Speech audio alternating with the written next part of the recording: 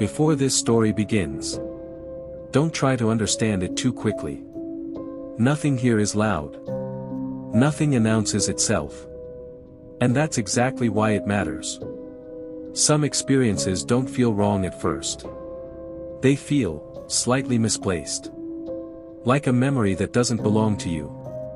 Or a moment that seems to repeat without repeating. If you've ever had the quiet feeling that something in your life shifted. Not dramatically. Not violently. But just enough to make everything feel a little unfamiliar. Then you already know where this story is going.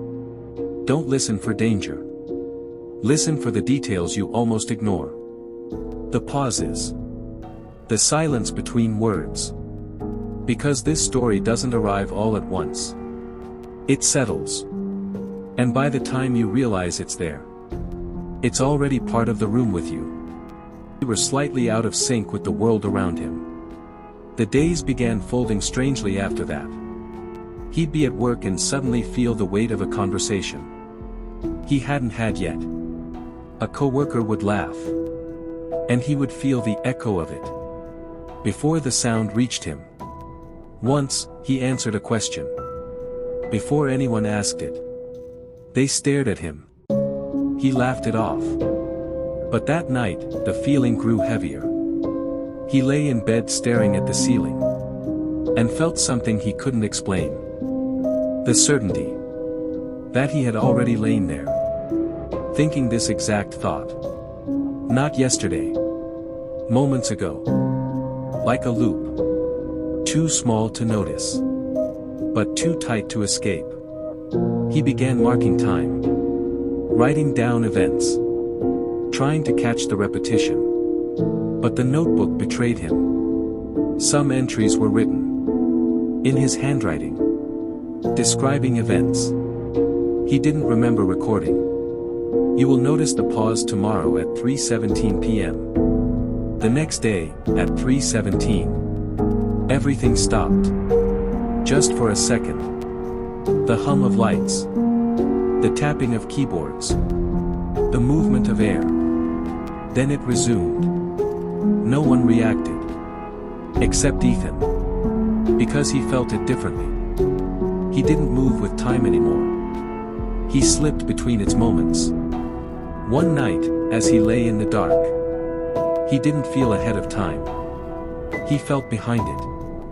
Like the world had already moved on. And he was catching up.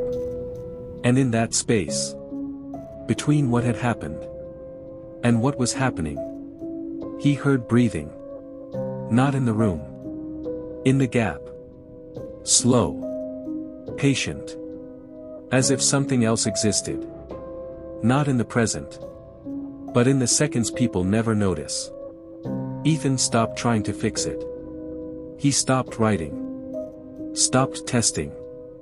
He simply moved through his days gently. Carefully. As if reality were thin glass. Because he had begun to understand. He wasn't repeating time. He was overlapping with another version of himself. Doing the same thing. Two lives. Same space. Slight delay.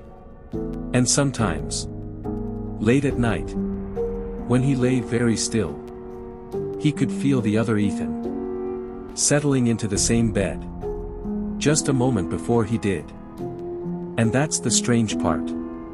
Nothing truly ended. Nothing clearly began. The world simply continued. Just slightly out of alignment. The kind of change no one else would notice. The kind you can't explain without sounding unsure.